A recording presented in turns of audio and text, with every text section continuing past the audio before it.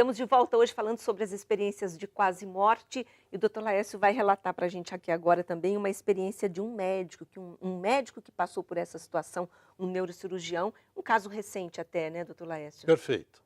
De onde foi esse caso? O que aconteceu com ele? É americano, professor da Harvard, neurocirurgião. Quer dizer, nós temos a informação de uma pessoa que está dentro da área, neurologista, e que passou por essa experiência através de uma infecção cerebral que ele ficou em coma 7 dias. E ele nos diz que ele se afastou do corpo, quer dizer, e estava num ambiente muito florido. Inclusive o livro dele tem uma borboleta, porque ele disse que viu tanta borboleta. Numa sensação de paz muito grande, enquanto o corpo dele lá, com a meningite infecciosa, que era uma dor de cabeça violenta, que era um troço assim que levou ao coma, ele estava num jardim. Inclusive encontrou uma senhora que deu uma assistência enorme para ele. Então, ele retorna e nos conta isso e escreve um livro. Neste livro que ele escreve, é um depoimento científico para nós de uma experiência fora do corpo, de uma experiência de quase morte. Eu volto a insistir, porque esses relatos, eles são muito comuns, doutor Laércio, no contexto do espiritismo. Não tem nenhuma relação, pelo menos na pesquisa científica que é desenvolvida Nós nessa área. tiramos religião, talvez a palavra melhor hoje é espiritualidade. Você entendeu? Então tem uma relação. Então eu no meu consultório, eu não pergunto nunca a religião de ninguém, mas eu digo qual é a sua espiritualidade. Então o paizinho vai para a cirurgia cardíaca. Eu reúno a família e digo assim, está provado que eu, se faço uma oração em favor de alguém, há uma energia minha que é transferida para essa pessoa. Vocês vão para casa, a cirurgia é amanhã às 10 horas, reúne a família, e essa espiritualidade, não religião, o que vão fazer? A prece, a oração em favor do teu pai. Mas o que a ciência fala também sobre essas experiências considera muito como alucinação, fantasia, não é verdade? Mesmo. Então, tem 3 hipóteses para se esclarecer a experiência de quase morte. A primeira é a cerebral, é a alucinação. Mas a alucinação você vê um negócio que não é real. É uma mistura de situações, né, de imagens que você não consegue interpretar. O problema de falta de oxigênio no cérebro.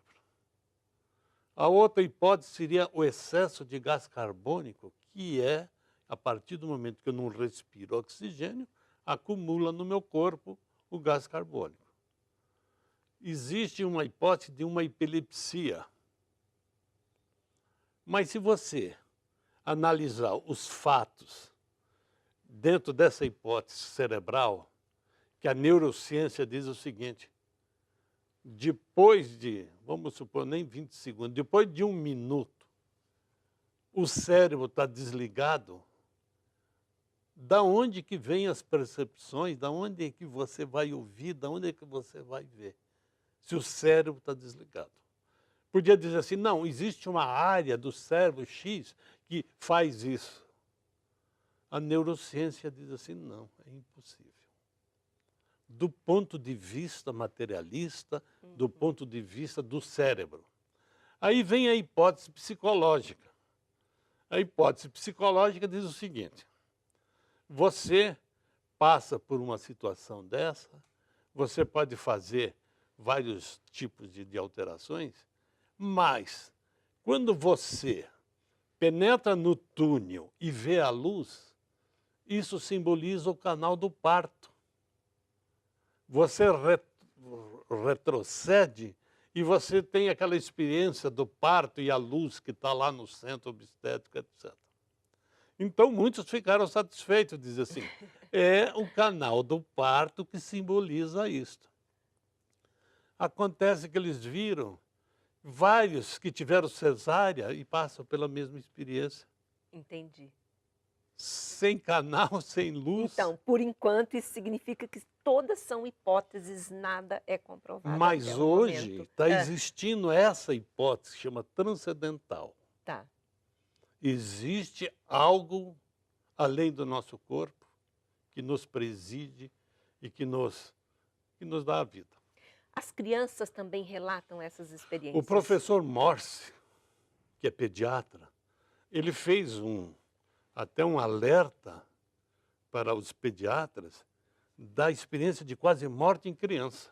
Criança é melhor até de ser estudado, porque não sabe sobre a morte, não está, entendeu, com tanto Tá problema livre, né? na cabeça, e ele está tão inocente ali, de que o que ele nos relata é de uma validade muito enorme.